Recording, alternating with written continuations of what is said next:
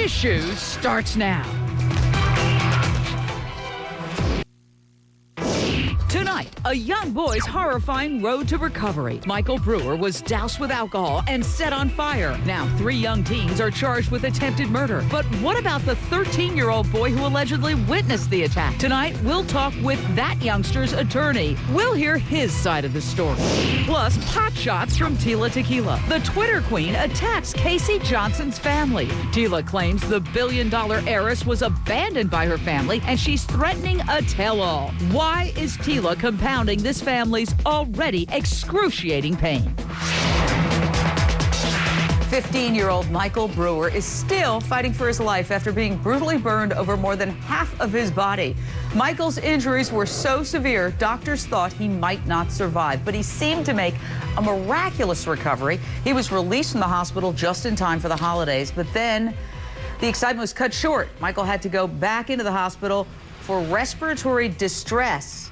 It landed him right back into the hospital after the holidays. Michael underwent emergency surgery. Tonight, we're happy to say he seems okay and back at home, okay for now. For months, we've wondered why and how is it possible that a group of teens could allegedly douse their friend in alcohol and set him on fire. Tonight, we're going to speak to the attorney for one of the young boys considered a witness. 13-year-old Jeremy Jarvis was arrested, but he was never charged. He actually issued this public apology. I will pray for Mikey to grow stronger every day and for Mikey's speedy recovery.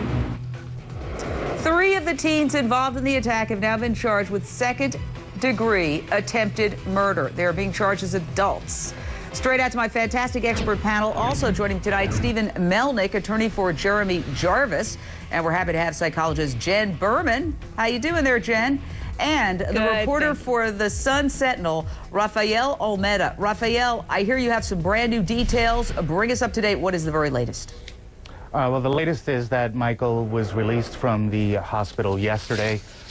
He is doing much better than anybody had anticipated that he would. So he's back at home with his family again. Well, I'd like to say that we have a very interesting conversation ahead of us. We have tonight Stephen Melnick. He's an attorney for Jeremy Jarvis, who's 13. He was a boy you just heard say, "I'm sorry," essentially, on camera a moment ago. Now, Jeremy's older brother, Denver, who is 15, has been charged as an adult with second-degree attempted murder. There you see him, Denver Jarvis. And if convicted, he could go to prison for 30 years. Stephen, thanks for joining us. What does your 13-year-old client say about that day? How did this horror story unfold? It just kind of happened. They were coming home from school, and things just went out of control. Jeremy wasn't involved with this incident. He watched what happened, and he watched this horrible act occur to Michael Brewer, who was his friend, and his brother be goaded into something that they didn't know was going to occur.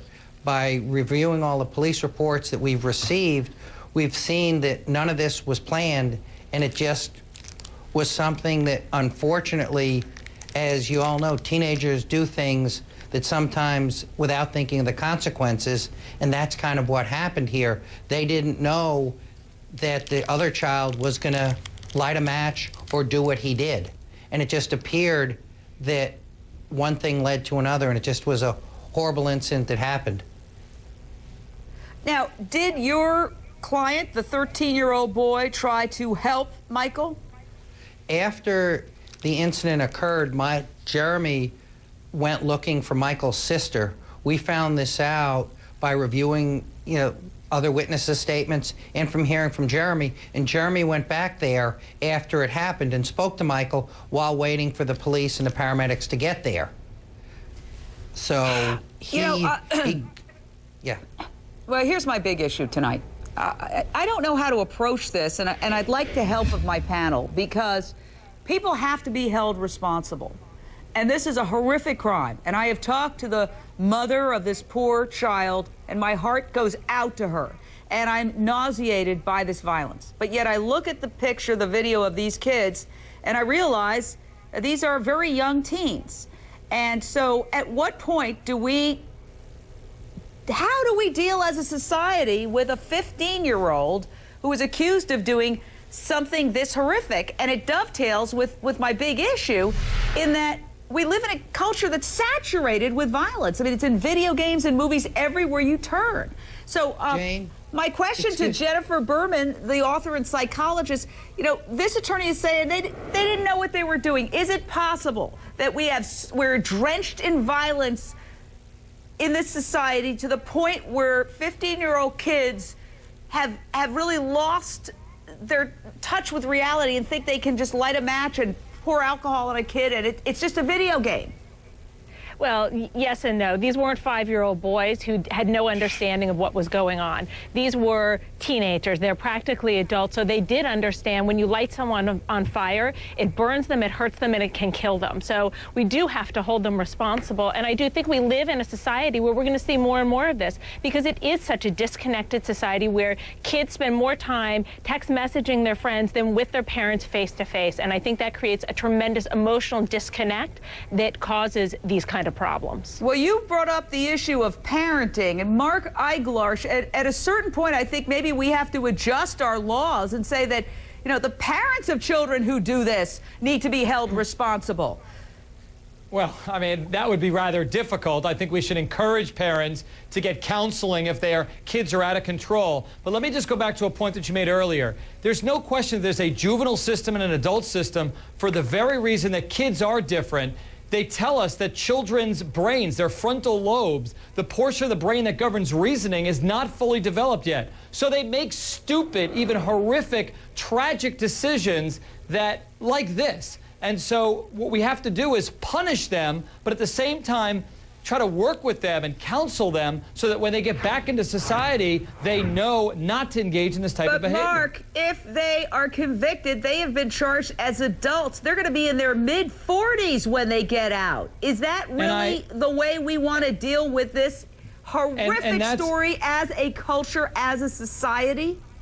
No, and that's why 97% of cases here and throughout the globe, throughout the United States, get resolved via plea bargain, where both sides come together and they try to present reasons why their side is better than the other, and hopefully both sides leave the negotiating table not happy, and they reach a resolution that both sides can live with.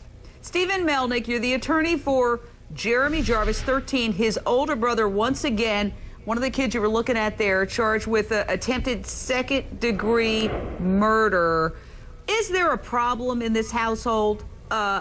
Is there a problem in this family? Is the mother saying, wow, I don't know why these kids did this, or these kids are out of control and troubled, and I should take other measures? Out of control.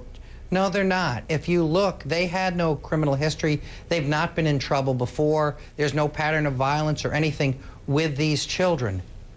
That's what you have to look at, and you have to understand, and it was brought up about the teen's brain, and in fact, there was the Missouri study and things going on in Missouri where they're realizing that teenagers and children do things differently, impulsively, and don't understand always the consequences of what was done and what they're going to do. And but Rafael Almeida, you're the reporter in that area. There is outrage over this, and there is a public demand for these youngsters to be held responsible. And Florida, is it not one of the toughest states on juvenile criminals?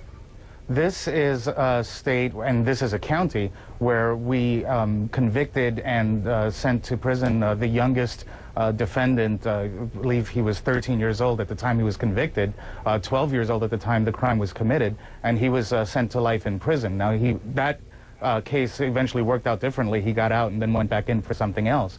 But this is not a county where the prosecutorial system is soft on juveniles, not by any stretch. All right. Thank you, fantastic panel. We're going to be back on that story very soon.